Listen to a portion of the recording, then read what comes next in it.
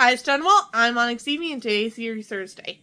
Why weren't Lily and James their own secret keeper? This is something that is constantly brought up when it comes down to talking about the books and a lot of the actions that happen for the plot to actually eventually occur.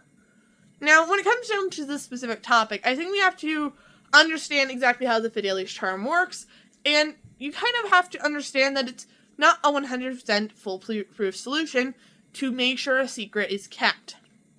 Now, with the Fidelis charm, it kind of keeps the idea rather than the actual location, because people can still stumble upon the secret. Basically, it just prevents one wall of security from being passed, but there's still ways around that wall. So it's not a 100% foolproof solution because it's basically just encapsulating the idea. But a secret can't keep itself. That's why Lily and James weren't their own secret keeper. My theory today is that Lily and James were their own secret. That was what the secret was. The location of Lily and James Potter.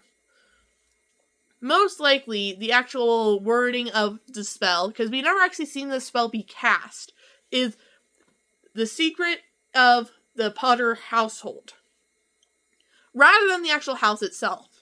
Why not the house itself? Well, with a war going on, 101 things can go wrong with one standardized location. Most likely, for its own precautions, they had to have a backup plan and a backup plan for the backup plan if Godric's Hollow and the Potter Cottage if it ever had any risk of being compromised.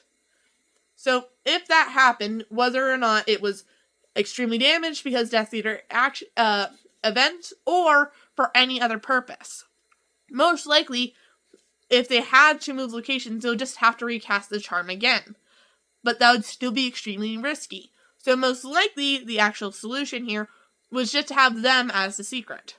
Now, my evidence for this lies in events that happened directly after the death of the Potters. Two guests arrive who shouldn't have let in on the secret, Hagrid and Sirius.